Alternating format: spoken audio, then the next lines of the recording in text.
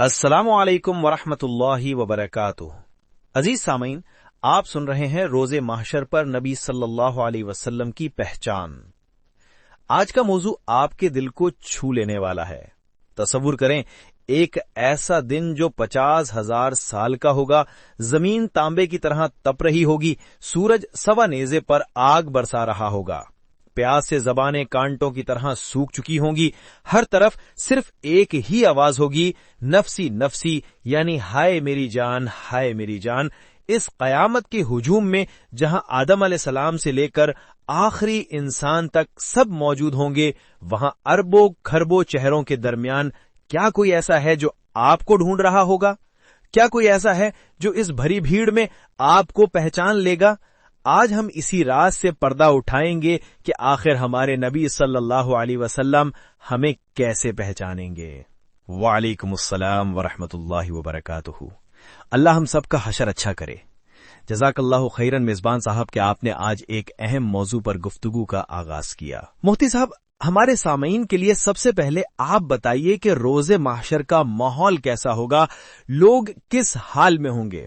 دیکھیے، وہ دن الفاظ میں بیان نہیں کیا جا سکتا۔ احادیث میں آتا ہے کہ لوگ اس حال میں اکھیں گے کہ وہ ننگے پاؤں ننگے بدن ہوں گے۔ سورج جو آج کروڑوں میل دور ہے، اس دن سروں کے بالکل قریب ہوگا۔ لوگ اپنے پسینے میں ڈوبے ہوں گے، کوئی ٹخنوں تک، کوئی کمر تک، اور کوئی اپنے پسینے میں غوطے کھا رہا ہوگا۔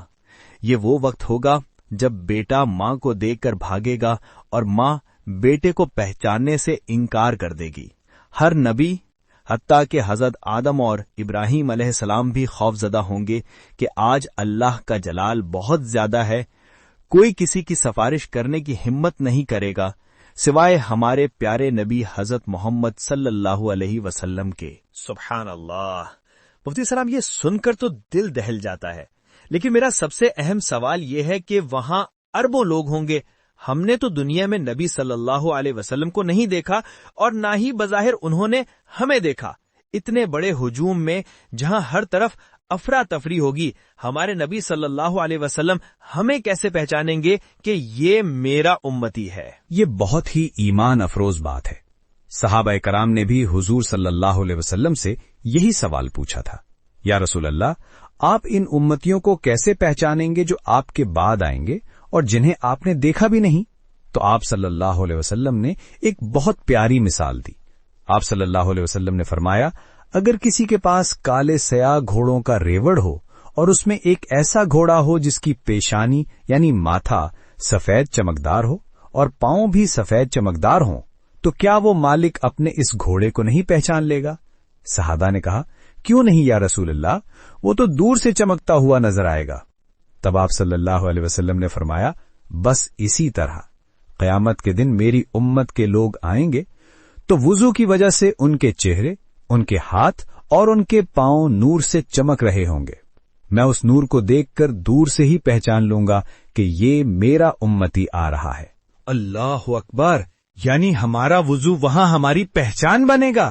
یہ سن کر تو دل میں اجالا سا ہو گیا ہے۔